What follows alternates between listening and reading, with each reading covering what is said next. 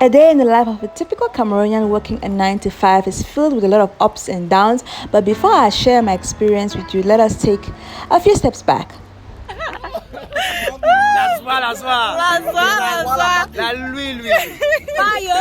In a previous YouTube video, I shared the inspiring story of young Cameroonians who developed a tour guide app, the first Cameroon tour guide app, and they happened to recruit me on their team. It sounded like a joke, but actually that's what happened. Am I officially a part of the team? You are officially a part of the team. Officially a part of the Tour Cameroon team.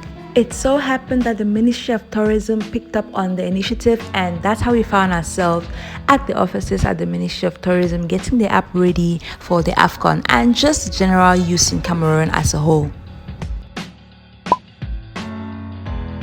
Good morning guys, welcome back to my YouTube channel. Today is a very exciting day. I feel like that's something I say on this channel all the time, but today I'm going to be taking you guys with me to experience what it's like working in Cameroon for a day. Yeah, it's very hectic. Yesterday my shoe even broke. Let's actually address that quickly before I continue. The shoe I wanted to wear this morning, it broke yesterday when I was coming back from work. So yeah, I had to improvise today. Sometimes when I have enough time, I make breakfast, and I think a standard Cameroonian breakfast is bread and tea, or perhaps eating something from the night before. And yes, I put my sugar in an Ovaltine container. Are you even African if you don't put something in the wrong container? I feel like that's standard African practice. Other times when I don't have enough time to make breakfast, I go to the bakery which is just next to my house and I get something. On this particular day it was meat pie, so I eat that on my way to work. So I think most Cameroonians, when they're going to work, they actually buy a snack and eat on their way. It's so hot and I'm already so late.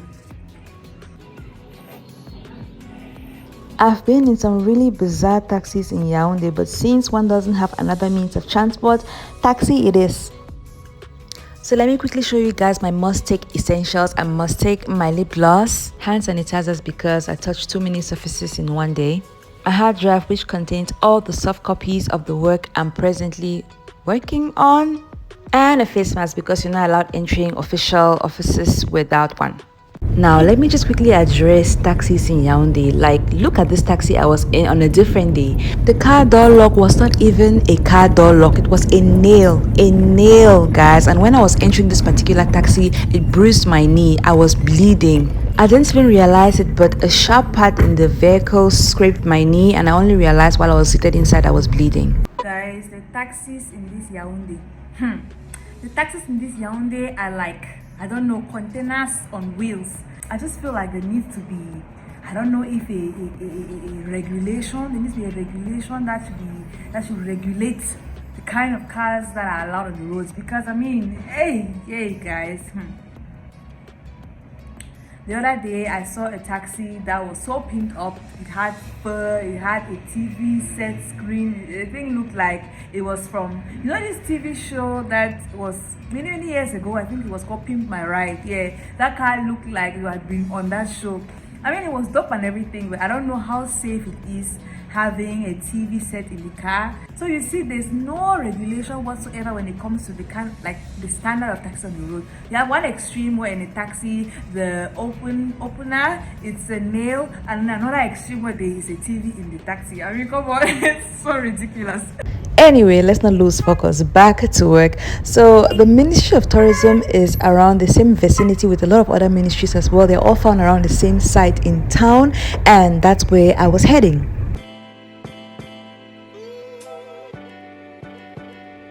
This is where I dropped down on this particular morning. Ahead of me you have the Ministry of Telecommunications, and behind me you have Education.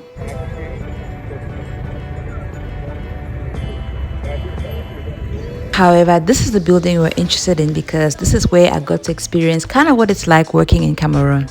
So before going in, obviously face mask first and just answer any questions that the security might have.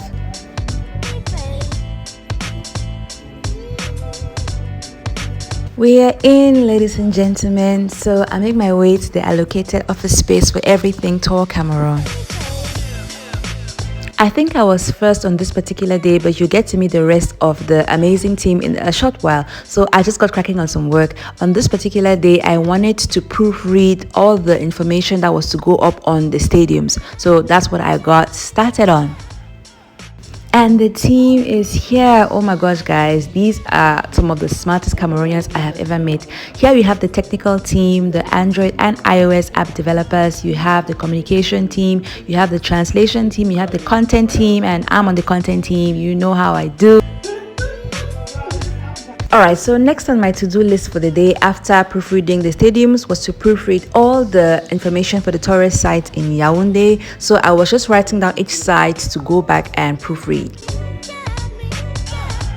Alright, so halfway through all the business, we have something to eat and drink, and then we continue.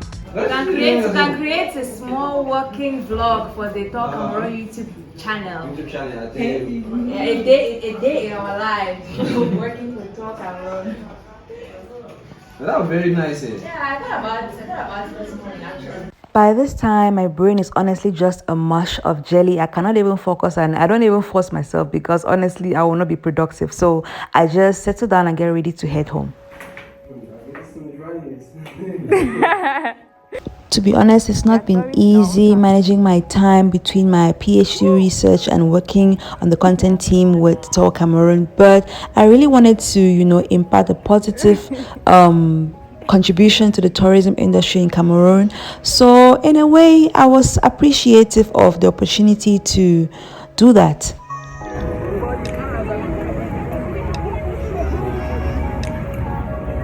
Now, taking a taxi back home is a whole other ballgame because at this hour everyone closes and there is so much traffic, so you could literally be 2 hours on the road just in traffic, and that's what happened with me. To even get a taxi is honestly a miracle. So this is how it started and how it's going.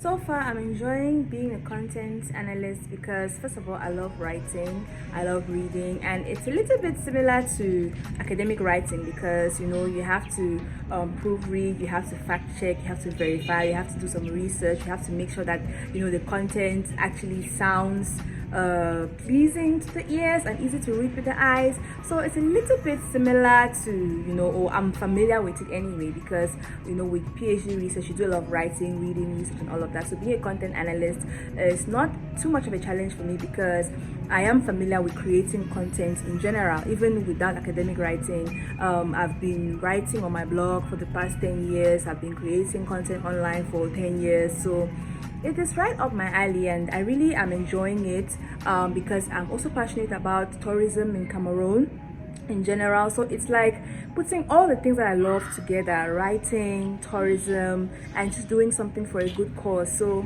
yeah guys, so far so good. Let me also share with you guys some lessons I've learned the hard way, which honestly are making my life a whole lot easier. Number one, please pack backup shoes. Do not wear your fancy shoes to work, especially when it rains, because your shoes will be messed up. I learned this the hard way on this particular day, and the next day I was ready, guys. I packed my slippers, which I wore to work, and then I changed to my heels. That way you preserve your shoes. Number two, always be confident and ready to answer questions whenever you enter official offices because, they have every right to question you. I'm working with the Tour Cameroon team. Where are you going now? Okay. Just close from work and it is raining. Oh my god, I don't even have an umbrella. Lesson number three, which I learned the hard way, please pack an umbrella. If it is a rainy season, whether rain is falling or it is not falling, pack an umbrella, otherwise you will be drenched. And that was me. It was so embarrassing. Oh my god. But yes guys, we learned. On this particular day, it took me almost 2 hours to get a taxi. I was here until places got dark.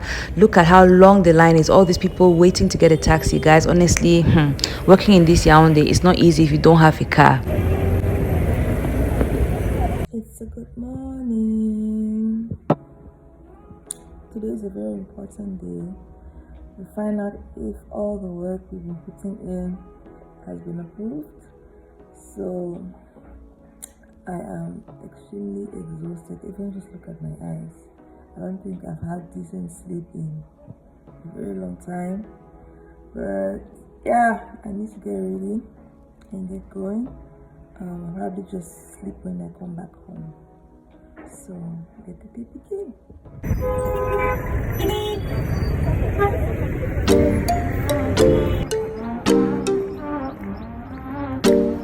So let me give you guys a lowdown on why this meeting was very, very important.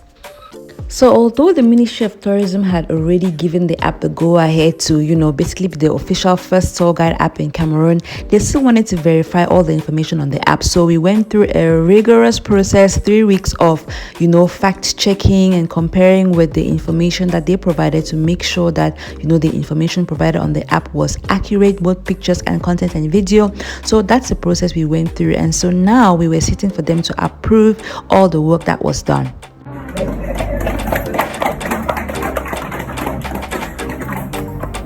If you asked me a few months ago if I'll be sitting in front of directors, delegates, and important personnel, I will absolutely tell you no. But you know what? We serve a great God, guys. And honestly, I just know that I need to keep giving everything my best shot in Cameroon and trusting God for whatever opportunities are out there.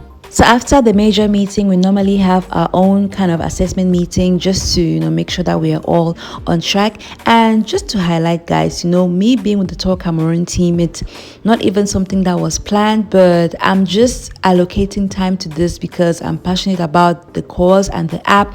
So I'm really wishing the team all the very best.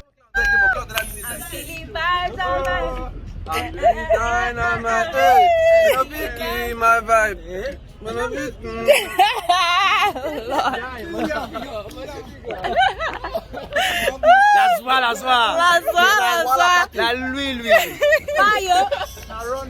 And so the journey continues. It's really been an amazing past couple of weeks, learning a lot from this dynamic team.